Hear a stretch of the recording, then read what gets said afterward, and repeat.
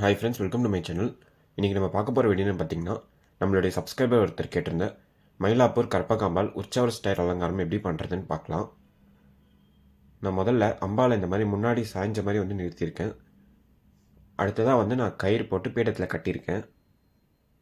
இப்போ வந்து நம்ம இந்த மாதிரி கால்கள் வந்து எடுத்துக்கலாம். நான் வந்து பெரிய கால்களாக இருக்கிறதுனால மடக்கி நின்றுட்டு இருக்க மாதிரி வந்து கட்ட போகிறேன். ஸோ இதை வந்து அம்பாளுக்கு கீழே நமக்கு எவ்வளோ ஹைட்டுக்கு வேணும் அவ்வளோ ஹைட்டுக்கு வச்சு நம்ம வந்து கட்டிக்கலாம். இப்போ இந்த மாதிரி கட்டியாச்சு. நம்மளுடைய முன் பாதங்கள் மட்டும் அழகாக நெருக்கமாக வச்சு கட்டிக்கலாம். இப்போ அடுத்ததாக அபய வரதாஸ்தம் எடுத்திருக்கேன். இதையும் வந்து நம்ம அம்பாளுக்கு கட்டிக்கலாம். நான் வந்து பின்பக்கம் வச்சு கட்ட போகிறேன். ஏன் அப்படின்னா, நம்ம அபய வரதம் மட்டும் தெரிஞ்சால் போதும், மற்ற கைகளுடைய பகுதி எதுவும் தெரிய வேண்டாம். நான் வந்து ஆயுதத்தில் படுற மாதிரி வந்து கட்டியிருக்கேன். இப்போ பின்னாடி வந்து நம்ம துணி போட்டு மறைச்சிருவோம். இப்போ இந்த மாதிரி துணியில் வந்து அம்பாளுக்கு இடுப்பு பகுதி வந்து கட்டியாச்சு. இப்போ வந்து இந்த மாதிரி இன்னும் கொஞ்சம் துணி எடுத்து அம்பாளுக்கு உடம்பு பகுதி வந்து நம்ம அழகாக கட்டிக்கலாம். இந்த மாதிரி டைட்டாக வச்சு கட்டும்போது இன்னும் அழகாக இருக்கும். இப்போ இந்த மாதிரி கட்டினதுக்கப்புறமா கிறிஸ்கிராஸாக நான் வந்து கயிறு போட்டு கட்டியிருக்கேன். இப்போ நான் வந்து ஒரு ப்ளவுஸ் பிட் வந்து எடுத்திருக்கேன். அதை கீழே ப்ளீட் பண்ணி வச்சுருக்கேன். இப்போ நம்ம வந்து ப்ளீட் பண்ணாத கீழ் பகுதியை வந்து நம்ம ரெண்டாக மடிச்சுக்கலாம். மடித்ததுக்கப்புறமா நமக்கு தேவையான அளவுக்கு அதை வந்து இன்னும் சின்னதாக வந்து சுற்றிக்கலாம்.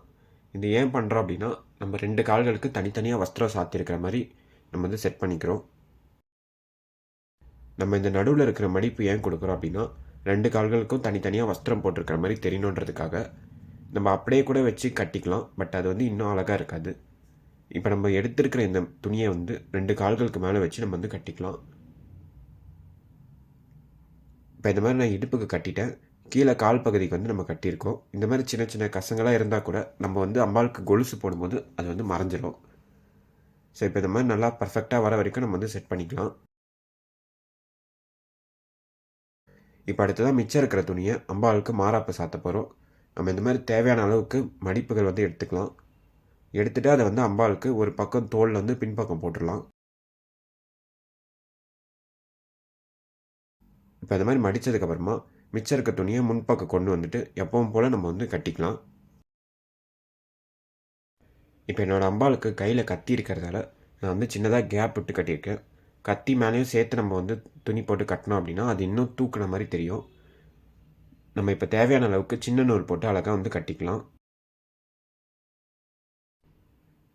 இப்போ அடுத்ததாக இந்த மாதிரி துணி வந்து நமக்கு எக்ஸ்ட்ரா இருந்தது அப்படின்னா நம்ம வந்து அதை நல்லா சுருட்டி நம்ம வந்து இடுப்போடு சேர்த்து கட்டிடலாம். உங்களுக்கு எக்ஸ்ட்ரா துணி இல்லை அப்படின்னா பிரச்சனை இல்லை, அப்படியே நீங்கள் வந்து ப்ளீட்டை எடுத்து கட்டிக்கலாம். இப்போ இதை இடுப்போடு சேர்த்து கட்டியாச்சு. இந்த ப்ளீட்ஸோட மேல் பகுதியை நல்லா விரிச்சிக்கலாம். அடுத்ததாக நம்ம கட்டியிருக்க கயிறை கழட்டிட்டு திரும்ப அதையும் வந்து நல்லா விரித்து விட்டுக்கலாம். நம்ம வந்து பர்ஃபெக்டாக வர வரைக்கும் நம்ம வந்து விரிச்சிக்கலாம். உங்களுக்கு வேணும்னா நீங்கள் ஒரு ப்ளீட்டுக்கு நடுவில் ஸ்டிஃபாக நிற்கிற மாதிரி பின் கூட குத்திக்கலாம்.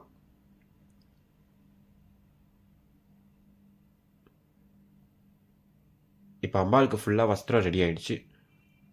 அடுத்ததாக கொலுசு மாதிரி தெரியணுன்றதுக்காக நான் இந்த மாதிரி ஸ்டோன் லேஸ் எடுத்திருக்கேன். இதை வந்து நம்ம அம்பாளுக்கு காலில் கட்டிடலாம். அடுத்ததாக அம்பாளுக்கு நகைகள் அப்புறமா கிரீடம்லாம் சாத்தி அலங்காரம் பண்ணியாச்சு. இப்போ இந்த மாதிரி கொஞ்சம் துணி எடுத்து பின்னாடி இருக்க கைகள்லாம் வந்து நம்ம மறைச்சிக்கலாம்.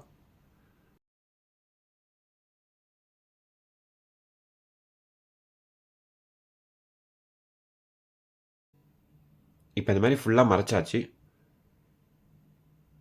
அடுத்ததாக அம்பாளுக்கு வந்து ஜடை வந்து சாத்திக்கலாம். அம்பாளுடைய கிரீடத்துக்கு கீழே நான் வந்து கருப்பு துணி கட்டியிருக்கேன். அதில் நம்ம வந்து வகுடு குங்குமம் வந்து வச்சிடலாம், மயிலாப்பூரில் இருக்கிற மாதிரியே வந்து இருக்கணுன்றதுக்காக. அடுத்ததாக அம்பாளுக்கு வந்து பூக்கள் வந்து சாத்திக்கலாம். இப்போ இந்த அலங்காரம் பூர்த்தி ஆயிடுச்சு. இந்த அலங்காரம் எப்படி இருந்ததுன்றதை கமெண்ட்ஸில் சொல்லுங்கள். நீங்களும் இந்த மாதிரி அலங்காரங்களை உங்கள் வீட்டில் ட்ரை பண்ணி பாருங்கள். உங்களுக்கு வேறு எதனா அலங்காரம் பண்ணணும் அப்படின்னா அதையும் கமெண்ட்ஸில் மென்ஷன் பண்ணுங்கள். ஓகே ஃப்ரெண்ட்ஸ், உங்களுக்கு இந்த வீடியோ பிடிச்சிருக்குன்னு நினைக்கிறேன். பிடிச்சிருந்துச்சின்னா லைக் பண்ணுங்கள், ஷேர் பண்ணுங்கள், கமெண்ட் பண்ணுங்கள். மறக்காமல் என்னோட சேனலுக்கு சப்ஸ்கிரைப் பண்ணுங்கள். Thank you friends.